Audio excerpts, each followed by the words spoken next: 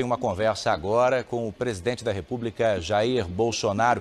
Ele está no Palácio da Alvorada e conversa comigo por teleconferência, portanto, pela internet. Eu quero agradecer muitíssimo a sua presença conosco aqui no Domingo Espetacular. Como vai o senhor, presidente? Tudo bem, graças a Deus. Eu que agradeço a oportunidade para me dirigir à nação brasileira. Presidente, nós estamos vivendo o primeiro fim de semana de uma quarentena voluntária, que nos próximos dias pode ser inclusive obrigatória em alguns estados do país. As famílias brasileiras estão lhe assistindo nesse momento de casa, muitas delas isoladas. Médicos infectologistas, presidente, dizem que o governo, de alguma forma, demorou a reconhecer a gravidade da situação que estamos vivendo. O que o senhor tem a dizer sobre isso? Olha, desde quando nós resgatamos os brasileiros lá na China, o Brasil, os nossos ministros, nosso governo vem tomando as providências. Nós trabalhamos, todos os ministros conversam entre si e várias medidas foram tomadas, em especial também junto à economia. O nosso ministro Henrique Mandetta, da Saúde, já vinha providenciando respiradores, abertura de leis de UTI, fazendo contato com os demais integrantes aqui do nosso governo para esperar o momento dessa gripe vir ao Brasil, porque nós sabíamos que ela viria ao Brasil. Agora, as pessoas que reclamam de mim, que não tomou providência, tenham tomado providência, como, por exemplo, aí o senhor governador de São Paulo, tem que lembrar que no dia 23 de fevereiro ele estava na Sapucaí, no Rio de Janeiro. Logo depois, 8 de março, dia da mulher, teve uma corrida da mulher em São Paulo, ele estava lá com 18 mil pessoas ao seu lado.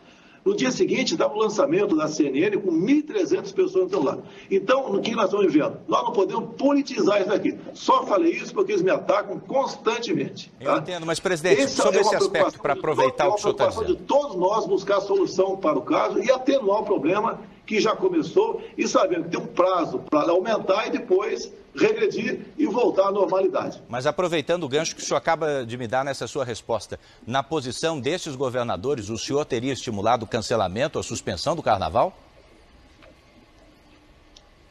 Eles poderiam ter proposto isso. Agora, imagine, né, uma decisão minha nesse sentido. Primeiro, o custo que não seria, dado que já estava envolvido em despesa, em tudo no Brasil todo. Obviamente que eu não seria respeitado. Eu acho que trairia no ridículo essa imposição. Agora, deixa bem claro, não temos que entrar em pânico.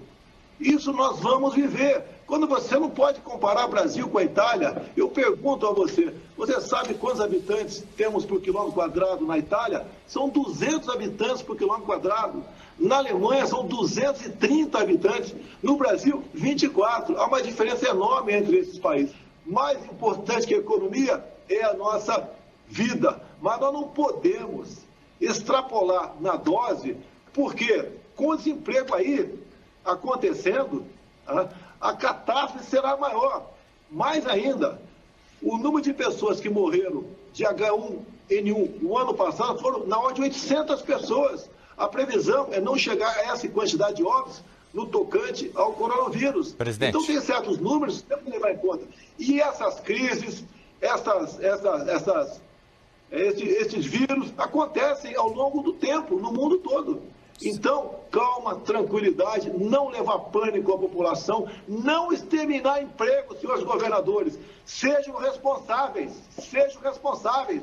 Espero que não queiram me culpar lá na frente pela quantidade de milhões e milhões de empregados na minha pessoa. Estamos fazendo a coisa certa, observando protocolos e com tranquilidade. Eu entendo que é justamente por isso que essa entrevista é importante, para ouvir também a sua parcela de responsabilidade, já que os governadores não estão participando aqui dessa entrevista. Por isso mesmo eu queria entender, nessa preocupação de empregadores e de trabalhadores sobre as próximas semanas, que medidas efetivas o governo federal anuncia ou pode anunciar para manutenção de empregos. Eu vejo governadores estimulando que não se corte água, não se corte luz. Quer dizer, diante de um quadro pior que pode aparecer e que, segundo o seu ministro da Saúde, de fato virá, quais são as medidas do governo federal nesse campo trabalhista? Trabalhista, junto à equipe econômica, o não recolhimento do Simples, a parte que compete à União, linhas de crédito, Nós estamos adiantando as 2 parcelas do 13º do pessoal do INSS para aposentados e pensionistas. A Caixa Econômica Federal e tem uma linha de crédito enorme também no mesmo sentido, com juros mais baixos. Então, essa série de medidas vão fazer alguma diferença. O senhor trabalha com alguma projeção de números? Diferentes organizações, algumas financeiras... Eu não trabalho, não interfiro no trabalho do Luiz Mandetta, nosso ministro da Saúde, tá? Eu vejo os números que partem de lá, dessas projeções, eu estou achando que é um exagero nisso aí. E nós temos que levar em conta a situação daquela pessoa. Às vezes o cara é uma pessoa, como no Rio de Janeiro, tem uma pessoa grave entubada lá, tem 50 anos de idade, né?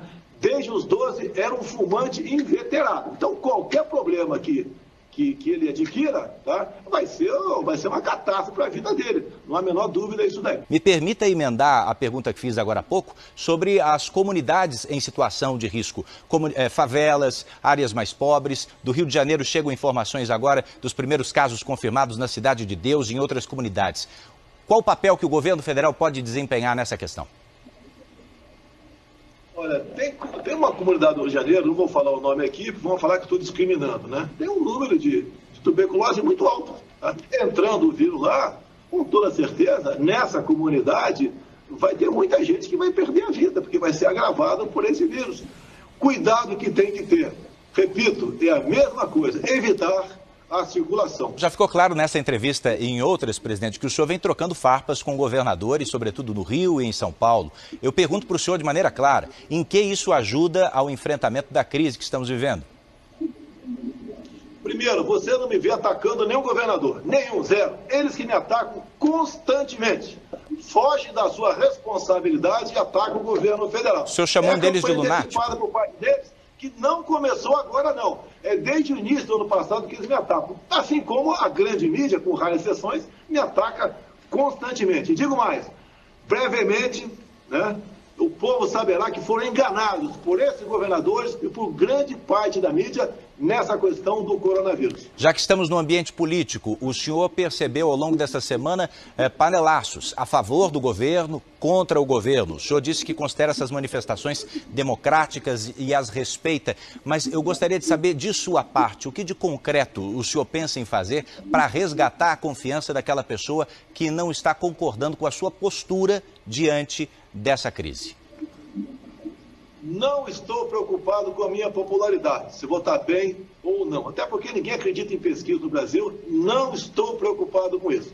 Esses panelaços foram incentivados, né, antes de acontecer, pela Globo. A TV Globo botou várias vezes no ar dizendo que naquele dia, no dia seguinte, teria uma manifestação contra o presidente Jair Bolsonaro, endossada pela revista Veja, que fez campanha também, entre outros órgãos de imprensa. É uma campanha deslavada, é uma campanha descomunal, absurda, contra o chefe de Estado, que simplesmente, né, teve a coragem de cortar a propaganda dessas grandes empresas. Acabou a mamata para eles, querem me tirar de qualquer maneira. O nosso governo, com todo respeito, né, tem um time de ministros que eu duvido que tivemos isso no passado, podemos ter no futuro com alguém do perfil diferentemente do meu. Então a grande mídia, governadores, de olho na minha cadeira, se puder antecipar a minha saída, eles farão isso daí, mas da minha parte não terão oportunidade disso. Nós vamos continuar fazendo nosso papel. Não é discutir quem está bem ou quem não está bem diante de panelaços armados pelo sistema Globo. Se for armar um panelaço, se alguém quiser armar um panelaço contra a Globo à noite, o Brasil vai se transformar aqui numa caixa de som. Tá? Exatamente diferente do que eles pregam, acontece com o meu governo. Estamos fazendo nosso trabalho despreocupados com a minha popularidade. A minha popularidade é o que menos interessa. Eu quero, se Deus quiser, no futuro, entregar um Brasil muito melhor para quem me suceder do que eu peguei em janeiro do ano passado. Me permita trazer de volta o assunto para essa crise, para a pandemia que estamos vivendo. Vamos falar da vida das pessoas. O senhor falou aqui sobre os receios em relação a desabastecimento. O que o governo federal tem feito para enfrentar isso, para lidar com isso?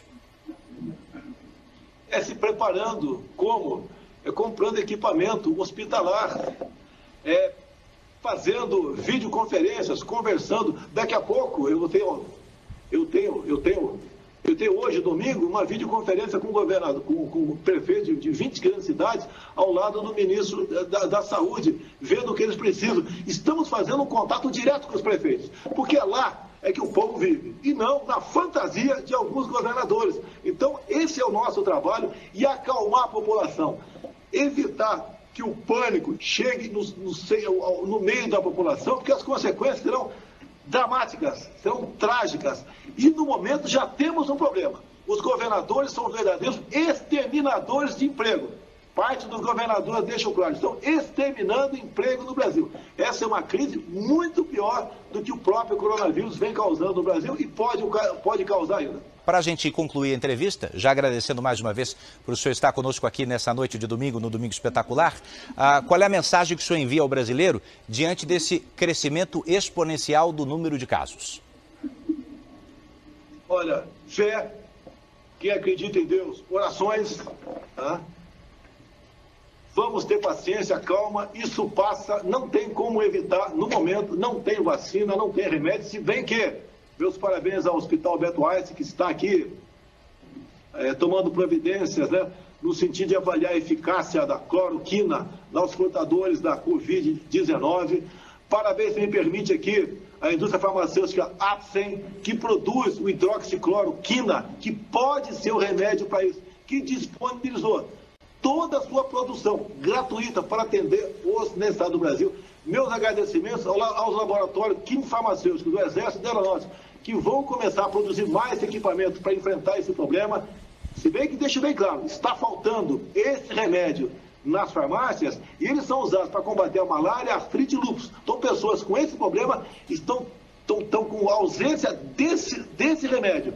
E esses laboratórios, o nosso e a Apsen, já estão em condições de fornecer, a partir de segunda-feira ou terça, esse remédio para que essas pessoas possam fazer uso dele. Então, estamos antecipando a problemas, mas estamos também colaborando em contato aqui, o Brasil, a nossa Anvisa, em contato com o nosso semelhante nos Estados Unidos, buscando saber até que ponto realmente esse remédio, que chama-se aqui no Brasil Reuquinol, pode ser constatado como importante para a cura de quem vier se acometer do Covid-19. Obrigado pela entrevista, presidente. Obrigado.